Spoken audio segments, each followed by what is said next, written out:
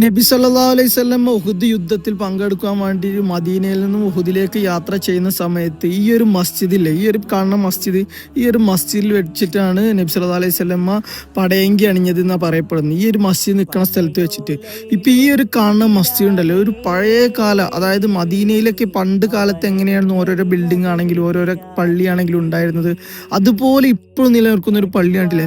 ഭയങ്കര ഭംഗിയാണ് ഇതിൻ്റെ ഉള്ളിൽ കാണാനും. കണ്ടില്ലേ, ഈ പണ്ടത്തെ കാലത്ത് ഈത്തപ്പനന്റെ ഇത് വെച്ചിട്ടാണ് നമ്മളിപ്പോൾ ഫില്ലറൊക്കെ ഉണ്ടല്ലോ, ആ ഫില്ലറിന് പകരം, അതായത് ബീം വർക്ക് ഉണ്ടല്ലോ, ആ ബീം വർക്കിൻ്റെ ആ ഫില്ലർ കണ്ടില്ല, ആ റൗണ്ട് ഫില്ലറിന് ബീം വർക്കിന് പകരം ഈത്തപ്പനന്റെ തടി വെച്ചിട്ടാണ് വെച്ചിരുന്നത്. അത് ഇപ്പോഴും കണ്ടില്ല, ഇപ്പോഴും എത്ര കാലം പഴക്കല്ലതാണ്, അത് ഇപ്പോഴും അവിടെ നിലനിൽക്കണില്ലേ. എന്ത് ഭംഗിയാണ് വെച്ചിട്ട് ഈ ഒരു മസ്ജിദൊക്കെ കാണാനും.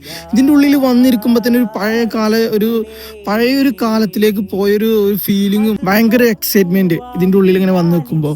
ഇതിൻ്റെ ഉള്ളിൽ മദീനത്തൊക്കെ വരുമ്പോൾ ഈ ഒരു മസ്ജിദൊക്കെ നിങ്ങൾ കാണട്ടില്ലേ, ഭയങ്കര പഴയ ഒരു തനിമയോടെ നിൽക്കണം. ഇപ്പം എല്ലാ മസ്ജിദുകളും എല്ലാം പുതിയ പുതിയ രൂപത്തിലേക്ക് മാറുന്ന സമയത്ത് ഇപ്പോഴും പഴയ ആ ഒരു തനിമ നിലനിർത്തിക്കൊണ്ട് ഈ ഒരു മസ്ജിദ് ഇങ്ങനെ കാണുമ്പോൾ നമുക്ക് ഭയങ്കര ഒരു ആശ്വാസം, ഭയങ്കര ഇതിൻ്റെ ഉള്ളിൽ നിൽക്കുമ്പോൾ പഴയ ഒരു കാലത്തിലേക്കൊക്കെ പോകുന്നൊരു ഫീലിംഗ് ആണ്. അപ്പോൾ മദീനത്തൊക്കെ വരുമ്പോൾ ഈ ഒരു സ്ഥലമൊക്കെ എല്ലാവരും വിസിറ്റ് ചെയ്യണം, എല്ലാവർക്കും വിസിറ്റ് ചെയ്യാൻ തൗഫീഖ് നൽകട്ടെ, ആമീൻ.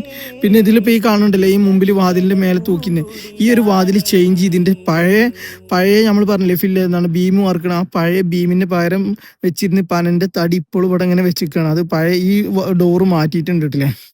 അപ്പം എന്തായാലും ഇതുപോലത്തെ കാഴ്ചകൾ ഞാൻ ഇനിയും വരും. അപ്പോൾ ഇഷ്ടപ്പെട്ട പേജ് ഒന്ന് ഫോളോ ചെയ്ത് കൂടെ കൂടിക്കോളി.